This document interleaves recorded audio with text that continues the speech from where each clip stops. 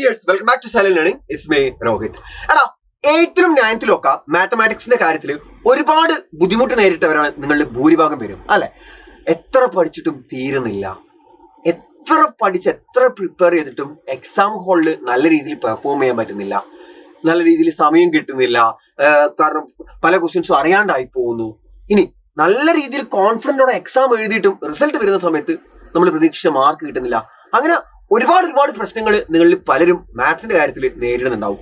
Foundation ഇല്ലാത്തത്, അതേപോലെ കൃത്യമായിട്ട് പ്രീവിയസ് ക്ലാസ്സസ് ഒക്കെ കണ്ടിട്ടും അടുത്ത ക്ലാസ്സിൽ ടീച്ചർ ഒരു പ്രോബ്ലം ചെയ്യിക്കുന്ന സമയത്ത് അത് ചെയ്യാൻ പറ്റുന്നില്ല. കൂടുതൽ എല്ലാ ഫ്രണ്ട്സും ചെയ്യുന്നുണ്ട്, നമുക്ക് ചെയ്യാൻ പറ്റുന്നില്ല, അല്ലെ? അങ്ങനെ ഒരുപാട് പ്രശ്നങ്ങൾ നിങ്ങൾ നേരിട്ടുണ്ടാവും 8-9 ക്ലാസ്സുകളിൽ, 8th CBSE-ലും 9th CBSE-ലും. എന്നാൽ അതൊന്നും അത്ര കണ്ട് നിങ്ങളെ കാര്യമായിട്ട് ബാധിച്ചിട്ടുണ്ടാവില്ല. കാരണം അവിടെ നിന്നൊരു ബോർഡ് എക്സാമിനേഷൻ ഇല്ല. സ്കൂളിൽ ക്ലാസ് ടീച്ചർ നടത്തുന്ന ഒരു എക്സാമിനേഷനിൽ അതിന്റെ റിസൾട്ട് അവിടെ നിന്ന് തന്നെ തരുന്നു. പ്രോഗ്രസ് കാർഡ് വാങ്ങാൻ വേണ്ടിയിട്ട് വീട്ടിൽ നിന്ന് പാരന്റ്സ് വരുന്നു. നിങ്ങളുടെ പാരന്റ്സും ടീച്ചേഴ്സും ഒന്ന് കുറച്ച് ഷീറ്റൊക്കെ പറയും, കുറച്ച് വഴക്കൊക്കെ പറയും. ചിലപ്പോൾ ഒരു സാരമുള്ള ഫോട്ടോ അടുത്ത പ്രാവശ്യം ശ്രമിക്കാന്ന് പറയും. അപ്പൊ അതിലൊതുങ്ങി, അതാണ് അതിന്റെ എൻഡ്. എന്നാൽ ഈ വർഷം അങ്ങനെയല്ല കാര്യങ്ങളുടെ കിടപ്പ്. നിങ്ങൾക്ക് തന്നെ അറിയാം, നമ്മൾ ബോർഡ് എക്സാമിനേഷൻ വരുന്ന ആദ്യത്തെ അക്കാദമിക് ഇയർ ആണ്. സോ ബോർഡ് എക്സാമിനേഷന്റെ മാർക്കിന്റെ അടിസ്ഥാനത്തിലാണ് +1-ൽ നിങ്ങൾ ഏത് സബ്ജക്ട് ചൂസ് ചെയ്യണം, ഏത് സ്കൂളിൽ പഠിക്കണം എന്ന് തീരുമാനിക്കപ്പെടുന്നത്. അപ്പോ ഇത്രയും കാലം കണ്ട പോലെ നമ്മൾ മാത്സിന് അത്ര സിമ്പിൾ ആയിട്ട്, അത്രയ്ക്ക് കുഴപ്പമില്ല, എന്നാലും മാർക്ക് കിട്ടിയില്ലെങ്കിലും വലിയ കുഴപ്പമൊന്നുമില്ല, കിട്ടുന്നിടത്തോളം മാക്സിമം ശ്രമിക്കാം, മാക്സിമം അത്ര കിട്ടുന്നത് മതി എന്നുള്ള രീതിയിൽ കാണാൻ പറ്റിയൊരു അക്കാദമിക് ഇയർ അല്ല അത്. കാരണം ബോർഡ് എക്സാമിനേഷൻ എന്ന് പറയുന്ന സമയത്ത് നിങ്ങൾ മനസ്സിലാക്കേണ്ട കാര്യം, 9th വരെ മക്കളെ നിങ്ങളുടെ സ്കൂളിലെ ടീച്ചർ പഠിപ്പിച്ച്, നിങ്ങളുടെ സ്കൂളിലെ ടീച്ചർ ക്വസ്റ്റ്യൻ പേപ്പർ ഇട്ട്, അതേ ടീച്ചർ തന്നെ ക്വസ്റ്റ്യൻ പേപ്പർ നോക്കുകയാണ്, വാല്യൂ ചെയ്യാണ്, അല്ലെ? എന്നിട്ട് ടീച്ചറാണ് നിങ്ങൾക്ക് മാർക്ക് ഇട്ട് തരിക. അപ്പോൾ ടീച്ചറിന് അറിയാം, അപ്പോൾ ഫോർ എക്സാമ്പിൾ രോഹിത് അത്യാവശ്യം പഠിക്കും, ഓക്കെ. അപ്പോൾ ടീച്ചറിന് അറിയാം ഒരു ഉദ്ദേശിച്ചത് ഫസ്റ്റ് ക്വസ്റ്റ്യൻ തെറ്റാണെങ്കിലും അല്ലെങ്കിൽ നമുക്ക് എവിടെയും സ്റ്റെക്ക് ആയിട്ടുണ്ടെങ്കിലും ഓക്കെ, അവിടെ ഉദ്ദേശിച്ചത് ഇതായിരിക്കും എന്ന് ടീച്ചർ മാർക്ക് ഇട്ട് കൊടുക്കും. എന്നാൽ 10th CBSE ബോർഡ് എക്സാമിനേഷന് ക്വസ്റ്റ്യൻ പേപ്പർ ഇടുന്നത് നിങ്ങൾ അറിയാത്ത ആരോ ആണ്. ആ ക്വസ്റ്റ്യൻ പേപ്പർ നിങ്ങൾ എഴുതിയ ആൻസർ ഷീറ്റ് വാല്യൂ ചെയ്യുന്നത് വേറെ എവിടെയോ കിടക്കുന്ന ആളാണ്. ലിറ്ററലി ഒരു ബന്ധമില്ല ഈ 3 കൂട്ടർ തമ്മിൽ. ക്വസ്റ്റ്യൻ പേപ്പർ ഇടുന്നയാളും ക്വസ്റ്റ്യൻ പേപ്പർ ആൻസർ എഴുതുന്ന നിങ്ങളും ആ ആൻസർ ഷീറ്റ് ചെക്ക് ചെയ്യുന്ന ടീച്ചേഴ്സും ഒരു ബന്ധമില്ലാത്ത ആൾക്കാരാണ്. സോ ലിറ്ററലി എന്താ സംഭവിക്കാൻ പോവാന്ന് വെച്ചാൽ, അവര് സിലബസിനനുസരിച്ചിട്ട് നല്ല ടഫായിട്ടുള്ള ക്വസ്റ്റ്യൻസ് ഇടും. നിങ്ങൾക്ക് പറ്റുന്ന രീതിയിൽ എഴുതും. വാല്യൂ ചെയ്യുന്നവര് അവരുടെ കയ്യിൽ ഒരു ഷീറ്റ് ഉണ്ടാവും, അതിൽ പറഞ്ഞിരിക്കുന്ന പോയിന്റ്സ് നിങ്ങളെ പേപ്പറിലുണ്ടോ ഉണ്ടെങ്കിൽ മാത്രം മാർക്ക് തരും. അല്ലാതെ ഒരു മാർക്ക് പോലും വെറുതെ കിട്ടാൻ പോകുന്നില്ല. And one more thing, 9th ഞാൻ പറഞ്ഞു കഴിഞ്ഞു, നിങ്ങളുടെ സ്കൂളിലെ ടീച്ചേഴ്സാണ് നിങ്ങളെ പഠിപ്പിക്കുന്നത്. ആ പഠിപ്പിച്ചതിനനുസൃതമായിട്ടുള്ള അക്കോർഡിംഗ്ലിയുള്ള ക്വസ്റ്റ്യൻ പേപ്പേഴ്സേ അവരുള്ളൂ. എന്നാൽ 10th വരുന്ന സമയത്ത് NCERT ടെക്സ്റ്റ് ബുക്കിലെ കോൺസെപ്റ്റിനെ ബേസ് ചെയ്തിട്ട് എത്ര ഹൈ ലെവൽ ക്വസ്റ്റ്യൻസ് വേണമെങ്കിലും നിങ്ങൾ ബോർഡ് എക്സാമിനേഷന് പ്രതീക്ഷിക്കണം. നിങ്ങൾ ഒന്നും വേണ്ട, സൈലത്തിന്റെ ക്ലാസ്സിൽ ഡിസ്കസ് ചെയ്ത പ്രോബ്ലംസ് ഒന്ന് ചെക്ക് ചെയ്ത് നോക്കിയാൽ PYQs ഡിസ്കസ് ചെയ്യാറുണ്ട് നമ്മൾ, അല്ലെ? എല്ലാ ചാപ്റ്ററിലും അസ്ത്ര ബാച്ചിൽ, ഓൺലൈൻ ട്യൂഷൻ ബാച്ചായിട്ടുള്ള അസ്ത്ര ബാച്ചിൽ എല്ലാ ചാപ്റ്റർ എടുക്കുമ്പോഴും PYQs നമ്മൾ ഡിസ്കസ് ചെയ്യാറുണ്ട്. അതിലൊക്കെയുള്ള പ്രീവിയസ് ഇയർ ക്വസ്റ്റ്യൻസിന്റെ സ്റ്റാൻഡേർഡ് ഒന്ന് ആലോചിച്ച് നോക്കിയാൽ, ഞാൻ എടുത്ത ചാപ്റ്റർ പോളിനോമിയൽസ്, നിങ്ങൾ പോളിനോമിയൽസ് NCERT ടെക്സ്റ്റ് ബുക്ക് ഒന്ന് തുറന്നു നോക്കൂ, 3-4 പ്രോബ്ലംസ് ഉണ്ട്. എന്നാൽ ക്ലാസ്സിൽ ഞാൻ എത്ര PYQs ചെയ്യിച്ചിട്ടുണ്ടെന്ന് എന്റെ ഓരോ മക്കൾക്കും അറിയാം, അല്ലെ? അത്രമേൽ PYQs നമ്മൾ ചെയ്തിട്ടുണ്ട്. എനിക്കൊന്ന് ഏകദേശം ഒരു 150 സ്ലൈഡ്സ് ആ ചാപ്റ്റർ മാത്രമുണ്ട്, അല്ലെ? അത്രയ്ക്ക് ഒരുപാട് ക്വസ്റ്റ്യൻസ് നമ്മൾ അതിൽ ചെയ്തിട്ടുണ്ട്. അതിലെ പല ക്വസ്റ്റ്യൻസിന്റെയും സ്റ്റാൻഡേർഡ് എന്ന് പറയുന്നത് ഭയങ്കര ഹൈ ആണ് നമ്മൾ NCERT ടെക്സ്റ്റ് ബുക്കിനെ കമ്പയർ ചെയ്യുന്ന സമയത്ത്. അത് എന്തുകൊണ്ടാണെന്ന് വെച്ചാൽ, ആ ക്വസ്റ്റ്യൻസ് ആണ് ബോർഡ് എക്സാമിനേഷൻ ചോദിക്കുന്നത്. NCERT-ലുള്ള കാര്യങ്ങളല്ല ബോർഡ് എക്സാമിനേഷന് ചോദിക്കുന്നത്. NCERT-ൽ ചോദിക്കും, പക്ഷെ കൂടുതൽ ക്വസ്റ്റ്യൻസ് അതിലും ഉയർന്ന സ്റ്റാൻഡേർഡിലാണ് വരുന്നത്. സോ നമ്മൾ NCERT ലെവൽ പ്രിപ്പറേഷൻ പോരെ നമുക്ക് എന്താവാൻ വേണ്ടിയിട്ട് നല്ല രീതിയിൽ ഒരു 90% അല്ലെങ്കിൽ ഒരു 95% എബോവ് സ്കോർ ചെയ്യാൻ വേണ്ടിയിട്ട്. അപ്പോൾ അതുകൊണ്ട് തന്നെ മാത്സിലേക്ക് വരുന്ന സമയത്ത് ഈ അക്കാദമിക് ഇയർ നിങ്ങൾ കുറച്ചധികം കഷ്ടപ്പെടേണ്ടതുണ്ട്. ബാക്കിയുള്ള ഒരു സബ്ജക്ട് പോലെയല്ല ഈ അക്കാദമിക് ഇയറിലെ മാത്തമാറ്റിക്സ് എന്ന് പറയുന്നത്. അത്യാവശ്യം നല്ല രീതിയിലുള്ള ക്വസ്റ്റ്യൻസ്, അത്യാവശ്യം നല്ല രീതിയിൽ തന്നെ കഷ്ടപ്പാടാണ് മക്കളെ. ഞാൻ ടു ബി വെരി ഹോണസ്റ്റ് നിങ്ങളോട് ഓപ്പൺ ആയിട്ട് പറയാണ്, നല്ല രീതിയിൽ കഷ്ടപ്പാടാണ്. മാത്സ് സ്റ്റാൻഡേർഡ് ഒക്കെ മാർക്ക് വാങ്ങുന്നത് പറഞ്ഞാൽ അത്യാവശ്യം നല്ല കഷ്ടപ്പാടാണ്. നിങ്ങൾ NCERT മുഴുവൻ പഠിക്കണം. NCERT-ലെ each and every points, each and every exercises, each and every example questions മുഴുവൻ പഠിക്കണം. NCERT എക്സാംപ്ലർ മുഴുവൻ പഠിക്കണം. സൈലത്തിന്റെ ഗൈഡ് മുഴുവൻ പഠിക്കണം. സൈലത്തിന്റെ ക്ലാസ്സിൽ ടീച്ചേഴ്സ് പഠിപ്പിക്കുന്ന എല്ലാ ക്വസ്റ്റ്യൻസും പഠിക്കണം. ഇത്രയും കാര്യങ്ങൾ നിങ്ങൾ കംപ്ലീറ്റ് ചെയ്യണം. എന്നാൽ മാത്രമേ ഒരു 90% എബോവ് നിങ്ങൾക്ക് മാത്സിൽ സ്കോർ ചെയ്യാൻ പറ്റുള്ളൂ. ആൻഡ് നിങ്ങൾ മനസ്സിലാക്കണം, +1 അഡ്മിഷന്റെ സമയത്ത് സ്റ്റേറ്റ് ഇയർ ആയിട്ട് കമ്പയർ ചെയ്യുമ്പോൾ അഡ്മിഷൻ കിട്ടാൻ സാധ്യത നിങ്ങൾക്ക് കുറവാണ്. അപ്പോൾ പറ്റുന്നിടത്തോളം മാക്സിമം മാർക്ക് മക്കൾ വാങ്ങിക്കൊള്ളണം.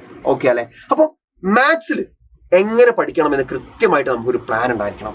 നമ്മൾ അവസാന നിമിഷത്തേക്ക് നമ്മൾ വെച്ച് കഴിഞ്ഞാൽ, ഞാൻ അവസാന നിമിഷത്തേക്ക് നിങ്ങളുടെ സീനിയേഴ്സൊക്കെ പഠിക്കാൻ വെച്ചതിന്റെ അവരുടെ അഭിപ്രായം, അവർ കുറെ പിള്ളേർ എന്ത് ചെയ്തിട്ടുണ്ടായിരുന്നു, അവസാനത്തേക്ക് പഠിക്കാൻ വെച്ചു. എന്നിട്ട് അവരുടെ എക്സ്പീരിയൻസ് അവസാനം എക്സാം ആയി. അവസാനത്തേക്ക് വെച്ച് നാളെ പഠിക്കാൻ വെച്ച് അവസാനം എക്സാം ആയടാ.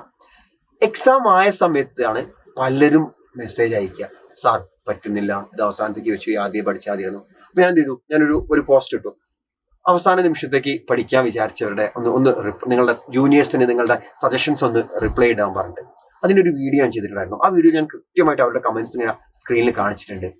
എല്ലാവരും പറയുന്ന ഒറ്റ കാര്യമാണ്, എല്ലാ മക്കളും നിങ്ങളുടെ സീനിയേഴ്സ് എല്ലാവരും ഒറ്റ കാര്യമേ പറഞ്ഞിട്ടുള്ളൂ, സാർ അവരോട് പറയണം, അല്ലെങ്കിൽ മക്കളെ നിങ്ങൾ അതിനെ ഡയറക്റ്റ് ആയിട്ട് അവരെ അഭിസംബോധന ചെയ്യണം, മക്കളെ ആദ്യം തൊട്ട് കൃത്യമായിട്ട് പഠിച്ചോളൂ, ഇല്ലെങ്കിൽ പെടും, അവസാനം പെട്ടുപോകുമെന്നാണ് എല്ലാവർക്കും ഒരേ സ്വരത്ത് പറയാനുള്ളത്.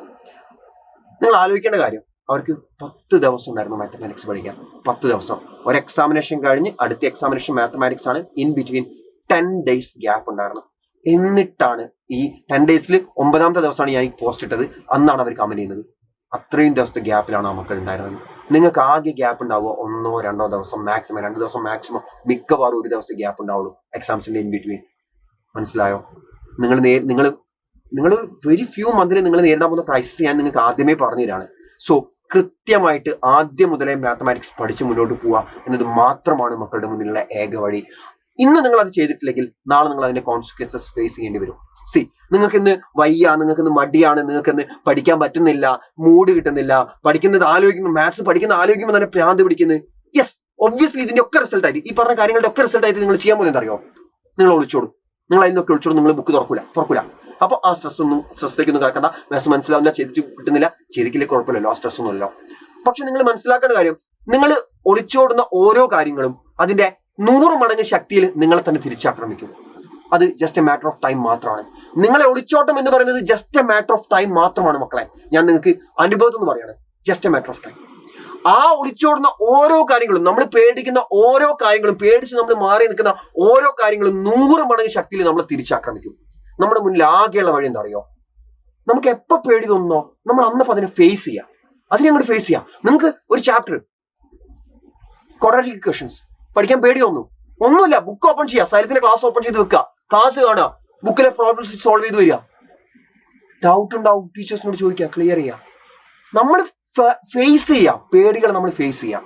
അപ്പോൾ നമ്മൾ ഇപ്പം മുതൽ നമ്മൾ ഫേസ് ചെയ്ത് തുടങ്ങണം മാത്തമാറ്റിക്സ് എന്ന ഈ വില്ലനെ. ആൻഡ് അത് ഫേസ് ചെയ്യാൻ വേണ്ടിയിട്ട് നിങ്ങൾക്ക് കൃത്യമായിട്ട് ഒരു സ്റ്റഡി പ്ലാൻ ഉണ്ടായിരിക്കണം. കാരണം പ്രോപ്പർ ആയിട്ടുള്ള റിവിഷൻ ഇല്ലെങ്കിൽ നമുക്ക് ഒന്നും പോസിബിൾ അല്ലാണ്ടായി പോകും. പ്രോപ്പർ ആയിട്ടുള്ള റിവിഷൻ ഇല്ല. നമ്മളിപ്പം റിയൽ നമ്പേഴ്സ് ഫസ്റ്റ് ഇയർ പഠിച്ച ചാപ്റ്ററാണ്, പോളിനോമിയൽസ് അതിന് മുന്നേ പഠിച്ചു, പോളിനോമിയൽസ് കഴിഞ്ഞ് റിയൽ നമ്പേഴ്സ് പഠിച്ചു. ഈ 2 ചാപ്റ്റേഴ്സ് നമ്മൾ ആദ്യം പഠിക്കുന്ന ചാപ്റ്ററാണ്.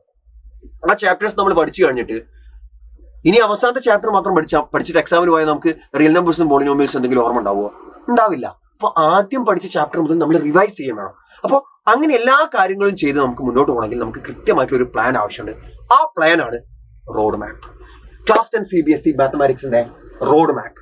സോ എന്തിനാണ് റോഡ് മാപ്പിന്റെ ആവശ്യം? എന്താണ് റോഡ് മാപ്പിന്റെ ആവശ്യം? ക്ലാസ് 10 എന്ന് പറയുന്നത് ഒരു ടേണിംഗ് പോയിന്റ് ആണ്.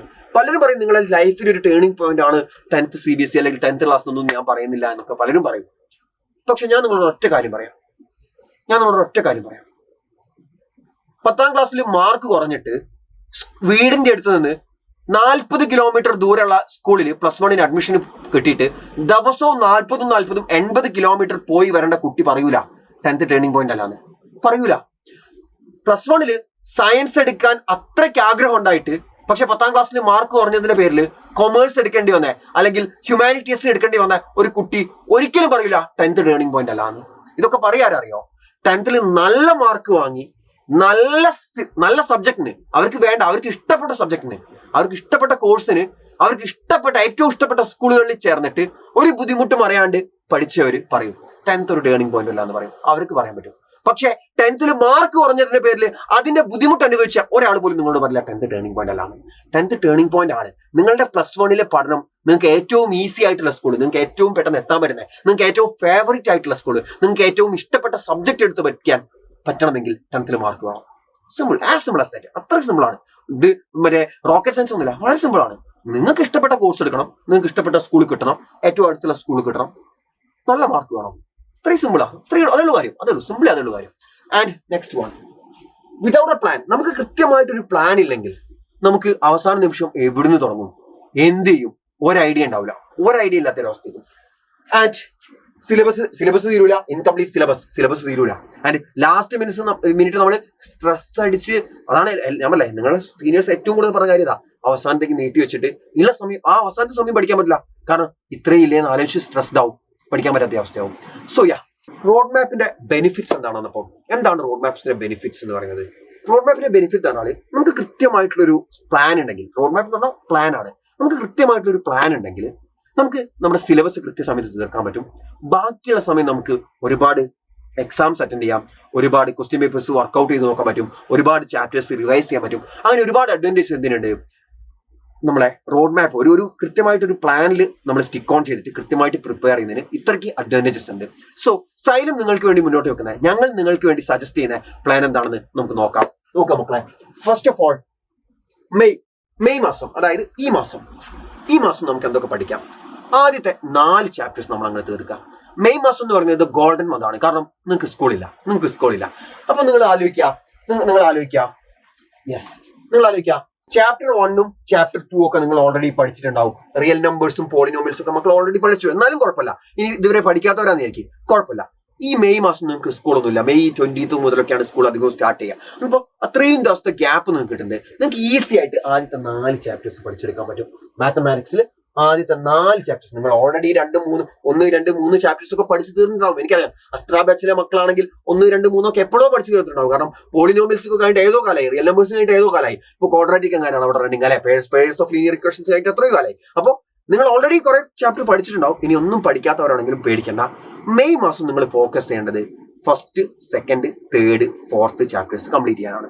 ഓക്കെ, മെയ് മാസം. കാരണം എന്താ? കാരണം നമുക്ക് സ്കൂളൊന്നുമില്ല, അതേപോലെ തന്നെ ഫുൾ ലീവാണ്. അപ്പോൾ ഈ ലീവ് എനിക്ക് ഈ കുറച്ച് ദിവസമല്ലേ ഉള്ളൂ, സ്കൂളിൽ ഇപ്പോൾ തുറക്കൂലേ എന്നൊക്കെ പറഞ്ഞിട്ട് ഡയലോഗ് അടിക്കാതിരിക്കുക. നിങ്ങൾ കളിച്ചോളൂ, ഒന്നും കുഴപ്പമില്ല. പക്ഷേ ഈ മാസം 4 ചാപ്റ്റേഴ്സ് നിങ്ങൾക്ക് പഠിക്കാൻ പറ്റും. കാരണം ഓൾറെഡി നിങ്ങൾ പോളിനോമിയൽസ് ഒക്കെ പഠിച്ചു കഴിഞ്ഞതാ. അപ്പൊ ബാക്കിയുള്ള 3 ചാപ്റ്റേഴ്സും പോളിനോമിയൽസ് ഒന്നുകൂടെ റിവൈസും ചെയ്യാം. ഓക്കെ അല്ലേ? അപ്പൊ 4 ചാപ്റ്റേഴ്സ് കംപ്ലീറ്റ് ആയിട്ട് റിവിഷൻ ഉൾപ്പെടെ തീർത്തോളാം ഈ മാസം, മെയ് മാസത്തിൽ. എവിടെ വരെ? ക്വാഡ്രാറ്റിക് ഇക്വേഷൻസ് വരെ. ആൻഡ് നെക്സ്റ്റ് ജൂൺ മാസം നമുക്ക് കുറച്ച് സമയം ഉണ്ടാവുള്ളൂ.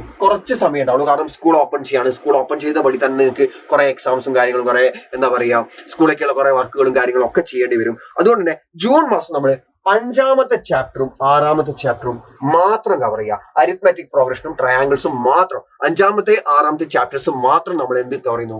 ജൂൺ മാസത്തിൽ കവർ ചെയ്യുന്നു. സ്കൂളുള്ള മാസം ഒരു 2 ചാപ്റ്റർ കവർ ചെയ്യുക എന്ന് പറയുന്നത് അത്രമാത്രം പ്രശ്നമുള്ള കാര്യമൊന്നുമല്ല. അരിത്മെറ്റിക് പ്രോഗ്രഷൻ കവർ ചെയ്യാൻ പറ്റും, നമുക്ക് ട്രയാങ്കിൾസും കവർ ചെയ്യാൻ പറ്റും. 5ഉം 6ഉം ചാപ്റ്റേഴ്സ് നമ്മൾ ജൂൺ മാസത്തിൽ കവർ ചെയ്യുന്നു. ആൻഡ് ജൂലൈ മാസത്തിൽ നമ്മൾ വീണ്ടും എന്താവും, ജൂലൈ മാസം ആകുമ്പോഴത്തേക്ക് നമ്മൾ ഒന്നുകൂടെ സ്കൂളൊക്കെ ആയിട്ടൊന്ന് ജൂണിൽ തുടങ്ങിയതായിട്ടുള്ള കുറച്ച് ബുദ്ധിമുട്ടുകളും കാര്യങ്ങളൊക്കെ ഉണ്ടാവും. കുറെ അസൈൻമെന്റ്സും കാര്യങ്ങളൊക്കെ വരും നിങ്ങൾക്ക്. എന്നാൽ ജൂലൈ ഒക്കെ ആകുമ്പോഴത്തേക്ക് നമ്മൾ അതുമായിട്ടൊന്ന് പൊരുത്തപ്പെട്ട് പോകും, നമ്മൾ അതുമായിട്ടൊന്ന് സെറ്റിൽ ആവും, നമ്മളൊന്ന് അതുമായിട്ട് okay going with the flow എന്ന് പറഞ്ഞ പോലെ നമ്മൾ റെഡി ആവും. അപ്പോൾ വീണ്ടും അതേ ജൂലൈയിൽ നമ്മൾ വീണ്ടും രണ്ട് പാഠങ്ങൾ തന്നെ, ചാപ്റ്റർ 7ഉം അതേപോലെ തന്നെ ചാപ്റ്റർ 8ഉം പഠിക്കുക. Chapter 7 coordinate geometry, chapter 8 trigonometry, introduction to trigonometry. അതിൽ അഡ്വാൻറ്റേജ് എന്താണെന്ന് വെച്ചാൽ ചാപ്റ്റർ 7 കോർഡിനേറ്റ് ജോമെട്രി കുറച്ച് ചെറിയ ചാപ്റ്റർ ആണ്, എന്നാൽ ചാപ്റ്റർ 8 എന്താണ്, കുറച്ച് വലിയ ചാപ്റ്റർ ആണ്. ചാപ്റ്റർ 7 നിങ്ങൾക്ക് ഒന്നും പഠിക്കാനില്ല, ലിറ്ററലി ഒന്നും പഠിക്കാനില്ല, വളരെ ചെറിയൊരു ചാപ്റ്ററാണ്. എന്നാൽ ആ സമയം കൂടെ നിങ്ങൾക്ക് എന്തെടുക്കാം, അത് പഠിക്കാനല്ല, കുറച്ച് ഒരു 1.5 hour നിങ്ങൾക്ക് പഠിച്ചു തീർക്കാൻ പറ്റിയ ചാപ്റ്റർ അത് കോർഡിനേറ്റ് ജോമെട്രി.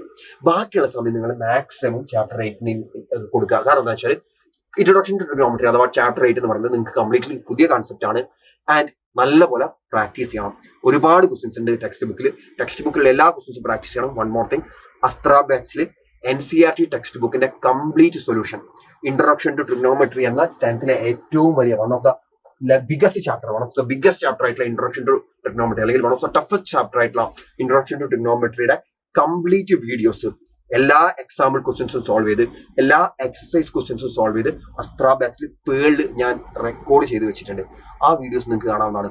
NCERT ഫുൾ അതിലുണ്ട്, പേളിൽ NCERT മുഴുവൻ ഉണ്ട് ഇതിന്റെ ഇൻട്രൊഡക്ഷൻ ടു ട്രിഗ്നോമെട്രിയുടെ. അത് നിങ്ങൾക്ക് ഫോളോ ചെയ്യാം. ആൻഡ് ഇപ്പൊ നമ്മൾ ജൂലൈ മാസം കഴിഞ്ഞാൽ ഇനി നമ്മൾ ഓഗസ്റ്റ് മാസമാണ്. ഓഗസ്റ്റ് മാസത്തിലേക്ക് വരുന്ന സമയത്ത് പ്രശ്നം എന്താണെന്ന് വെച്ചാൽ നമുക്ക് എന്ത് വരുന്നുണ്ട് മക്കളെ?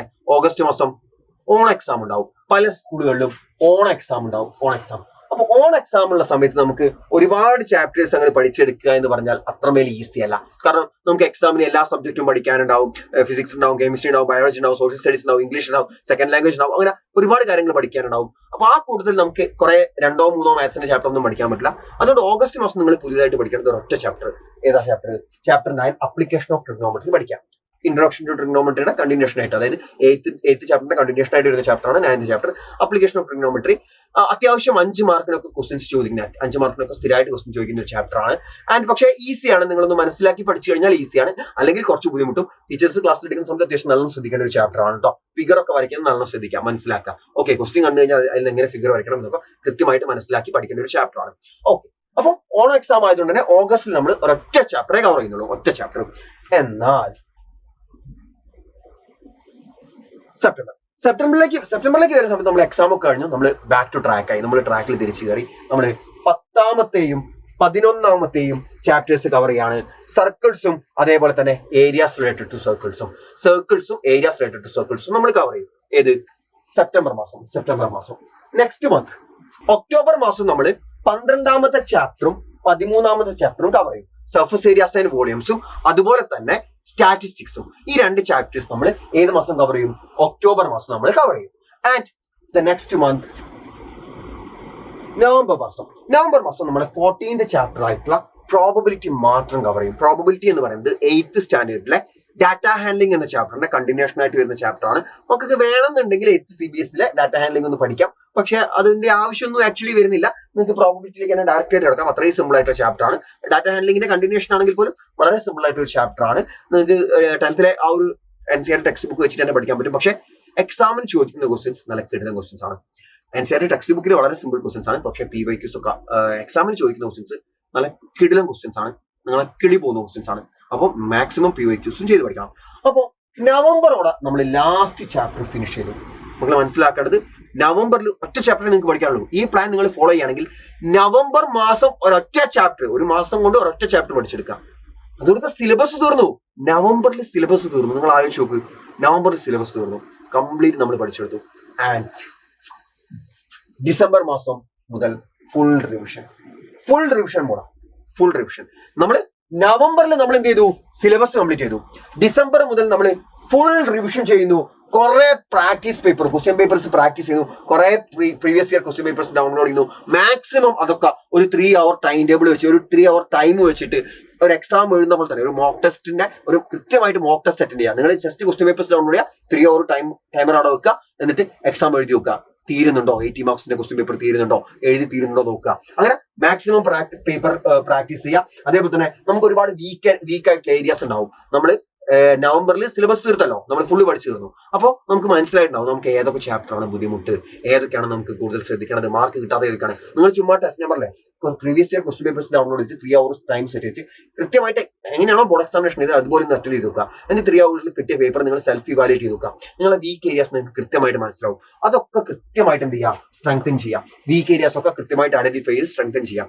And maximum times question papers ചെയ്ത് പഠിക്കുക. നിങ്ങൾ ആലോചിച്ച് നോക്കുക, ഡിസംബർ മുതൽ ജാനുവരി കംപ്ലീറ്റ് ആയിട്ട് നമുക്ക് എന്തിനു കിട്ടുകയാണ്? നമ്മളെ റിവിഷന് കിട്ടുകയാണ്. ഡിസംബർ ജാനുവരി കംപ്ലീറ്റ് ആയിട്ട് നമുക്ക് റിവിഷന് കിട്ടുകയാണ്. 2 മാസം റിവിഷന് കിട്ടുക എന്ന് പറഞ്ഞു കഴിഞ്ഞാൽ അത് ചില്ലറ കാര്യമല്ല. നമുക്ക് ഉറപ്പ് ഞാൻ തരാം. നിങ്ങൾ ഈ പ്ലാൻ ഫോളോ ചെയ്യുകയാണെങ്കിൽ മക്കളെ മാത്സിൽ 95% എബോവ് നിങ്ങൾക്ക് ഈസി ആയിട്ട് സ്കോർ ചെയ്യാൻ പറ്റും. ഞാൻ നിങ്ങൾക്ക് വാക്ക് തരികയാണ്. നിങ്ങൾ ഒറ്റ കാര്യം മാത്രം ചെയ്താൽ മതി, ഈ പ്ലാനിൽ സ്റ്റിക്ക് ഓൺ ചെയ്യുക. ഞങ്ങൾ പറഞ്ഞ സമയത്തിനുള്ളിൽ ഞങ്ങൾ പറയുന്ന ചാപ്റ്റേഴ്സ് കൃത്യമായിട്ട് കംപ്ലീറ്റ് ചെയ്യുക. ആദ്യത്തെ മാസം നിങ്ങളുടെ ഫസ്റ്റ് ടാർഗറ്റ് എന്ന് പറയുന്നത് മെയ് മാസം ആദ്യത്തെ 4 ചാപ്റ്റേഴ്സ് മുഴുവൻ പഠിച്ചെടുക്കുക എന്നതിലൂടെ ഉദ്ദേശിക്കുന്നത് NCERT മുഴുവൻ പഠിക്കുക എന്നതല്ല. ഞാൻ ഓൾറെഡി പറഞ്ഞു കഴിഞ്ഞു. അസ്ത്ര ബാച്ചിലെ ക്ലാസ്സസ് മുഴുവൻ കാണുക, അസ്ത്ര ബാച്ചിലെ ടീച്ചേഴ്സ് പഠിപ്പിക്കുന്ന മുഴുവൻ ക്വസ്റ്റ്യൻസും പഠിക്കുക, NCERT ടെക്സ്റ്റ് ബുക്ക് മുഴുവൻ പഠിക്കുക, NCERT എല്ലാ ക്വസ്റ്റ്യൻസും പഠിക്കുക. NCERT എല്ലാ ഒരു ഇതും അസ്ത്ര ബാച്ചിൽ പഠിപ്പിക്കുന്നത് തന്നെയാണ്. അപ്പോൾ NCERT മുഴുവൻ പഠിക്കുക, അസ്ത്ര ബാച്ചിൽ പഠിപ്പിക്കുന്ന മുഴുവൻ പഠിക്കുക. PYQs നിങ്ങൾ അസ്ത്ര ബാച്ചിൽ പഠിപ്പിക്കുന്നത് അത് പഠിക്കുക. സൈലം ഗൈഡിലുള്ള ക്വസ്റ്റ്യൻസ് പ്രിപ്പയർ ചെയ്യുക. വേറെ ഒന്നും വേണ്ട, വേറെ ഒന്നും നോക്കണ്ട. വേറെ ഒരു ഗൈഡും പുറത്തുനിന്ന് ഒരു ഗൈഡ് നിങ്ങൾ നോക്കണ്ട. സൈലം ഗൈഡിലെ ക്വസ്റ്റ്യൻസ് പ്രിപ്പയർ ചെയ്താൽ മാത്രം മതി. ഓക്കെ ആണല്ലോ? സെറ്റ് ആണല്ലോ? അപ്പൊ ഫസ്റ്റ് ടാർഗറ്റ് മെയ് മാസം 4 ചാപ്റ്റേഴ്സ് ആണ്. ഓക്കെ, സോ നമുക്ക് ഇതോടുണ്ടാകുന്ന ബെനിഫിറ്റ്സ് എല്ലാ കാര്യങ്ങളും ഞാൻ കൃത്യമായിട്ട് പറഞ്ഞു. നിങ്ങൾ ആകെ ചെയ്യേണ്ടത് ആ ഒരു പ്ലാനുമായിട്ട് സ്റ്റിക്ക് ഓൺ ചെയ്യുക ആൻഡ് കൃത്യമായിട്ട് വർക്ക് ചെയ്യുക. ആൻഡ് അസ്ത്ര ബാച്ചിൽ ജോയിൻ ചെയ്യാത്ത ഏതെങ്കിലും മക്കളുണ്ടെങ്കിൽ എത്രയും പെട്ടെന്ന് ഈ നമ്പറിൽ കോൺടാക്ട് ചെയ്തിട്ട് അസ്ത്ര ബാച്ചിൽ കോൺടാക്ട് ചെയ്യുക, അസ്ത്ര ബാച്ചിൽ ജോയിൻ ചെയ്യാവുന്നതാണ്. ഇനി അതല്ല നമ്മുടെ ഗൈഡിനാണെങ്കിൽ മക്കൾ ജസ്റ്റ് ഈ നമ്പറിൽ കോൺടാക്ട് ചെയ്താൽ മതി. അല്ലെങ്കിൽ സൈലന്റ് ലേണിംഗ് ആപ്പ് എടുത്തിട്ട് അതിന്റെ സ്റ്റോറിൽ പോയാൽ നിങ്ങൾക്ക് ടെക്സ്റ്റ് ബുക്ക് ഓർഡർ ചെയ്യാൻ പറ്റും. എല്ലാ ബുക്കിനും കൂടെ മാത്സിന് 2 ബുക്ക് ഉണ്ട്. ആലോചിക്കുക, മാത്സ് ബുക്കിന്റെ വലിപ്പം എന്ന് പറഞ്ഞാൽ അത്രമേൽ വലിപ്പമാണ്. കാരണം ഒരുപാട് PYQs ഉണ്ട്. ഒരുപാട് PYQs നമ്മൾ ഓരോ ടൈപ്പ് വേർഡ് പ്രോബ്ലംസ് ഒക്കെ ഏജ് പ്രോബ്ലം, സ്പീഡിന്റെ പ്രോബ്ലം, അങ്ങനെ ഡിഫറെന്റ് തരത്തിൽ ക്ലാസിഫൈ ചെയ്തിട്ട് ഞാൻ നിങ്ങളോട് സിമ്പിൾ ഒരു കാര്യം പറയാം മക്കളെ.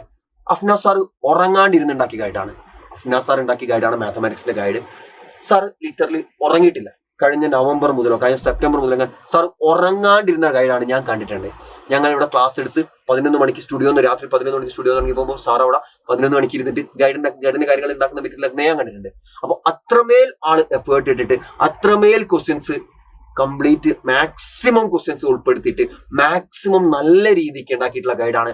അത്രമേൽ ബെറ്റർ ആയിട്ടുള്ള ഒരു ഗൈഡ് മാത്തമാറ്റിക്സിന് ഇപ്പൊ നിങ്ങൾക്ക് കിട്ടില്ല. ഇത്രയും ലേറ്റസ്റ്റ് ആയിട്ടുള്ള ക്വസ്റ്റ്യൻസ് ഉൾപ്പെടെ അത്രമേൽ പെർഫെക്റ്റ് ആയിട്ടുള്ള ഒരു guide as of no mathematics നിങ്ങൾക്ക് കിട്ടില്ല. സോ കൃത്യമായിട്ട് ഗൈഡിലെ ക്വസ്റ്റ്യൻസ് സോൾവ് ചെയ്യുക. അപ്പൊ പറഞ്ഞു വന്നിട്ട് അറിയുള്ളൂ, ഗൈഡ് മാത്തമാറ്റിക്സിന് 2 ബുക്ക് ഉണ്ട്. സോഷ്യൽ സ്റ്റഡീസിന് 1 ബുക്ക്, കെമിസ്ട്രി, ഫിസിക്സ്, ബയോളജി. എല്ലാ ബുക്കിനും കൂടെ വരുന്നത് 1500 റുപ്പീസാണ്. 1500 റുപ്പീസ് മാത്രമാണ്. അത് ആ ഒരു പ്രൈസ് എന്ന് പറഞ്ഞാൽ നിങ്ങൾ ആലോചിച്ച് നോക്കുക, ഇത്രയും ബുക്കിനാണ്. അതായത് physics, chemistry, biology, mathematics 2 social studies 6 ബുക്കിനാണ്. അപ്പൊ ഇത്രയും ബുക്കിന് 1500 എന്നാണ് നിങ്ങൾ ആലോചിച്ച് നോക്കേണ്ടത്. ഈ 1500 എന്ന് പറയുന്നത് പ്രോഫിറ്റ് ഒന്നുമില്ല. ജസ്റ്റ് ആ ബുക്ക് ഉണ്ടാക്കാൻ ആവശ്യം, ബുക്ക് പ്രിന്റ് ചെയ്യാനുള്ളത്, പിന്നെ ഡെലിവറി ചാർജ് എല്ലാം കൂടെ അങ്ങനെ വളരെ ഡെലിവറി ചാർജ് എന്ന് പറഞ്ഞാൽ നിങ്ങളിലേക്ക് എത്തിക്കുന്നതല്ല, അതിന്റെ ട്രാൻസ്പോർട്ടേഷനും കാര്യങ്ങളൊക്കെ അല്ലേ, അങ്ങനത്തെ ചാർജും കാര്യങ്ങളൊക്കെ എല്ലാം കൂടി ഉള്ള ഒരു ചെലവ് മാത്രമാണ് ഈ 1500 എന്ന് പറഞ്ഞത്. ഈ ഒരു പ്രൈസിൽ നിങ്ങൾക്ക് വേറൊരു ഗൈഡ് കിട്ടാനും പോകുന്നില്ല എത്രയും ക്വാളിറ്റിയില്ല. ആൻഡ് മാത്സ് മാത്രം വേണമെങ്കിൽ 700 റുപ്പീസാണ്. അതിൽ നല്ലത് നിങ്ങൾക്ക് മൊത്തത്തിൽ എല്ലാ ഗൈഡും കൂടെ വാങ്ങുന്നില്ല 1500 രൂപയ്ക്ക്. സോ ഗൈഡ് വാങ്ങുക, അസ്ത്ര ബാച്ചിൽ കൃത്യമായിട്ട് ജോയിൻ ചെയ്യുക, ഈ പ്ലാൻ കൃത്യമായിട്ട് ഫോളോ ചെയ്യുക. ഞാൻ നിങ്ങൾക്ക് പറയുന്നു, നമ്മൾ ഒരുമിച്ച് class 10 CBSE board examination crack ചെയ്തിരിക്കും. That's all. ബൈ.